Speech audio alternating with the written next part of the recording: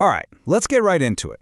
We're about to pull back the curtain on a power dynamic that's playing out everywhere. In meetings, arguments, even on a first date. We're going to talk about how to control any conversation, not by being the loudest person in the room, but by being the most aware. You know the feeling, right? Your voice just seems to vanish, your points get steamrolled, or you're just totally overshadowed by a bigger personality. It feels like they've got some secret you don't. And well, it turns out they kind of do. You might just chalk it up to confidence or charisma, but what's really happening, according to psychology, is a script. It's a collection of subtle, powerful cues that most of us are completely blind to. So today, we're not just going to read that script, we're going to learn how to rewrite it.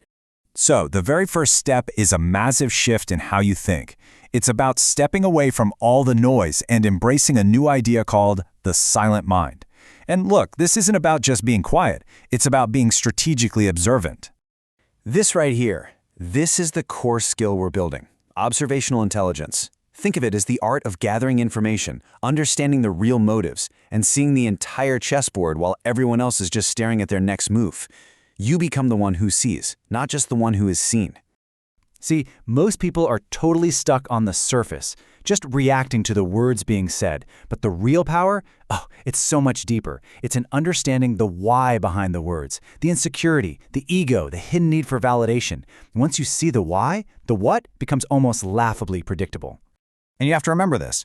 The person who feels the need to make the most noise, to dominate the conversation, they're often just covering up for something. Real, unshakable power doesn't need to shout.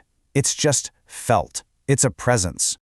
Okay, so how do we actually build that presence? We need a toolkit. So let's break down 7 specific psychological triggers you can start using to flip the script in any conversation and establish that quiet control. First up is a tool that sounds like something out of a sci-fi movie. Emotional gravity. It's all about you becoming the calm center of gravity that everything and everyone else starts to orbit around. And there's some really cool science behind this. We all have these things called mirror neurons, which make us subconsciously copy the emotions of the people around us. So, by intentionally staying calm and centered yourself, you actually get other people to sync up to your state instead of the other way around. Your stability literally becomes a grounding force that they are biologically drawn to.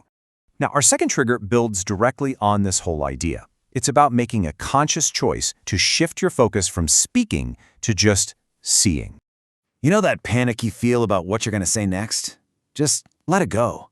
The real advantage comes from listening so deeply that you start noticing things everyone else misses. A tiny flicker of an eye, a subtle shift in tone, a weak spot in their logic. You start to see the patterns in their behavior that even they have no idea about. Okay, this next one is really cool because it hacks directly into the brain's reward system. It's called dopamine reversal, and it's all about doing the opposite of what people expect. So people are basically trained to get instant feedback, a nod, an aha, a quick smile. By being just a little less predictable with your approval, you create this psychological loop. It's like a slot machine. Their brain starts craving that little hit of validation, and pretty soon they're working much, much harder to get it from you. All right, trigger number 4. This one is all about understanding a really common psychological bias that you can totally use to your advantage. It's called the spotlight effect. Here's the secret. Most people are so worried about how they're coming across that they barely have any mental energy left to judge you. Once you really get that, you can relax. By being the one person in the room who is genuinely unbothered, especially during those awkward silences, you project this incredible self-assurance. It sends a clear signal that your self-worth isn't up for debate. Our 5th trigger is all about the vibe you give off without saying a word. We'll call this one subconscious abundance. This is all about operating from a mindset of choice, not need. You don't need their approval, or their agreement, or for them to like you.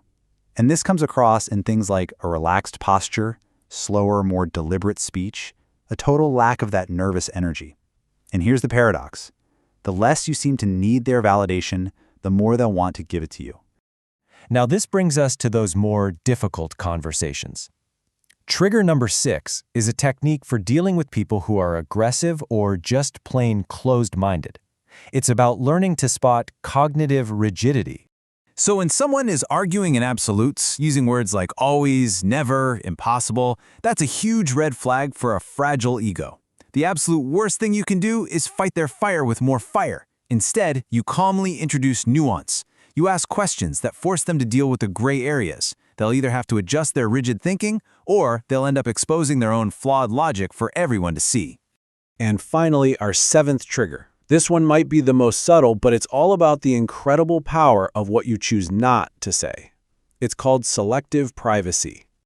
Look, in a world where everyone overshares everything, a little bit of mystery is an incredibly powerful thing. You don't need to broadcast every single thought and feeling you have. By holding some things back, you become less predictable. People can't put you in a box, and while they're busy revealing their entire hand trying to figure you out, you're just quietly gathering all the information you need.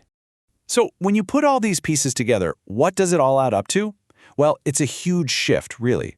It's moving away from the spectacle of just being loud and toward the quiet confidence of true self-mastery. It's about meaning, not just making noise. And if you take one thing away from all this, let it be this. Real confidence isn't a performance you put on for other people. It's an internal state of being. It's that unshakable calm that comes from knowing you have absolutely nothing to prove to anyone. You now have the tools. You have the playbook to decode the conversations happening all around you. So the final question isn't about what you're going to say next. It's about what you're finally going to be able to see. What will you choose to observe?